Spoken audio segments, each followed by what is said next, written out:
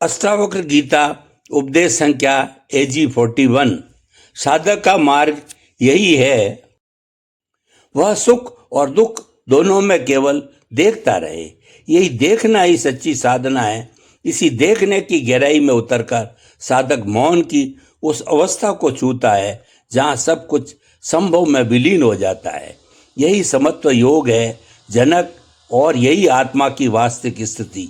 आत्मा का प्रत्यक्ष अनुभव ही सच्चा ज्ञान है, जबकि पढ़ना, सुनना या समझना केवल शुरुआत है।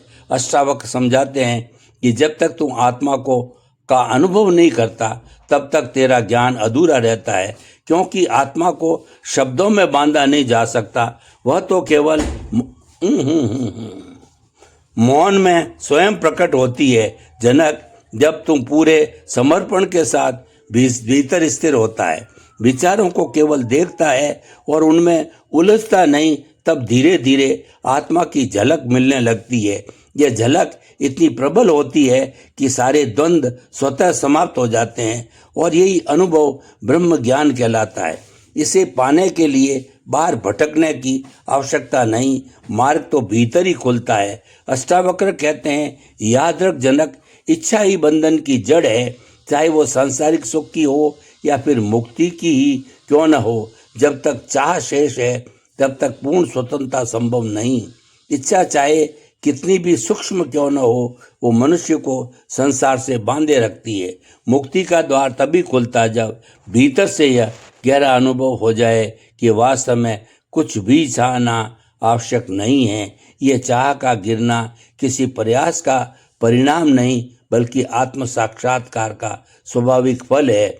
जब तुम इस सत्य को जान लेता है, तभी भीतर की पूर्णता प्रकट होती है। जनक, जब तुम भीतर की पूर्णता को पहचानता है, तब समझ कि यही भ्रम है। इच्छाओं से भरा मन तेरा वास्तविक स्वरूप नहीं, तू तो केवल वो साक्षी है जो इन इच्छाओं को देखता है। इसलिए बार बार स्वयं का परीक्षण करो, अपने भीतर झांको और देखो कि तुम्हारा ध्यान कहाँ टिकता है।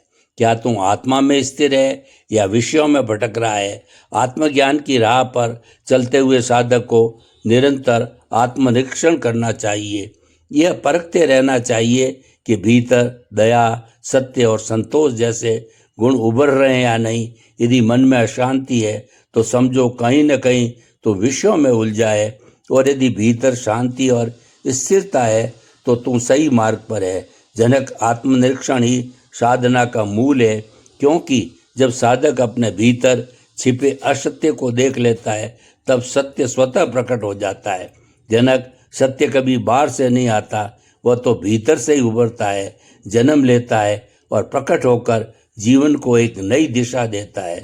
जब यह सत्य भीतर जागता है, तब सारे दुख मिट जाते हैं, जीवन सहज रूप से शांत हो जाता है और आत्मा अपने पूर्ण अस्तित्व के साथ खिल उठती है। याद रख, मन को साधने की आवश्यकता नहीं, केवल उसे समझने की जरूरत है। मन को दबाना, त्यागना या बलपूर्वक रोकना किसी भी स्थिति में समाधान नहीं है। साधना की शुरुआत में ये अभ्यास आवश्यक हो सकता है ताकि दिशा सही बने, लेकिन आगे बढ़ने पर मन को बस देखना ही पर्याप्त है।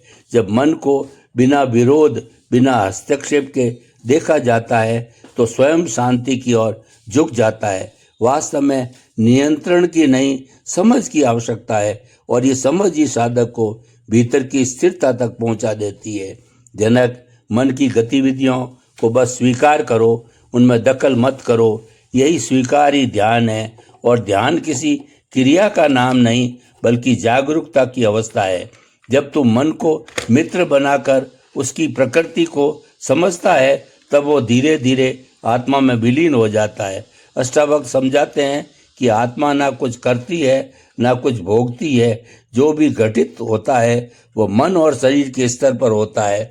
जब तुम स्वयं को कर्ता या भोक्ता मान लेता है, तभी बंधन उत्पन्न होता है। आत्मा तो केवल साक्षी है, वह किसी भी क्रिया में कभी संलग्न नहीं होती। यह गहराई से जान लेना कि मैं कुछ नहीं कर रहा, साधना की सर्वोच्च अवस्था है। इस समझ से अहंकार स्वतः गिर जाता है, और फिर तेरे सारे कर्म सहज हो जाते हैं उनमें न अभिमान रहता है न अपेक्षा, यही निष्काम कर्म का सार है। और जनक अष्टावक्र बार बार यही कहते हैं कि साधक को विवेक को ही अपना आधार बनाना चाहिए। अष्टावक्र जनक से कहते हैं मुक्ति का आधार विवेक है, और विवेक का अर्थ है सत्य और असत्य, शाश्वत और क्षणिक के बीच भेद करना। जो बदलता है वह तू नहीं है, और जो सदा एक समान रहता है वही तेरा असली स्वरूप है। जब यह भेद स्पष्ट होता है तब मन विषयों से हटकर आत्मा की ओर लौट आता है। विवेक से ही वैराग्य जन्म लेता है, और ये वैराग्य किसी बाहरी त्याग का नाम नहीं बल्कि भीतर की तृप्ति है। जब साधक जान लेता है कि यह सब क्षण भंगुर और मिथ्या है, तभी वह अपने शुद्ध स्वरूप में स्थिर हो जाता है, और यही स्थिति मोक्ष कहलाती है। अष्टावक्र आगे समझाते हैं, जनक चुप रहो, शांत रहो, क्योंकि आत्मा मौन में ही प्रकट होती है। बोलना मन का कार्य है, जबकि देखना आत्मा का स्वभाव है। अष्टावक्र जनक से कहते हैं कि जब तुम भीतर गहरे मौन में बैठता है तभी आत्मा की झलक प्रकट होती है। यह मौन केवल वाणी का मौन नहीं बल्कि मन का मौन है, जहाँ विचारों की हलचल थम जाती है और शुद्ध साक्षी स्वरूप प्रकट होता है। साधक को प्रतिदिन इस मौन का अभ्यास करना चाहिए।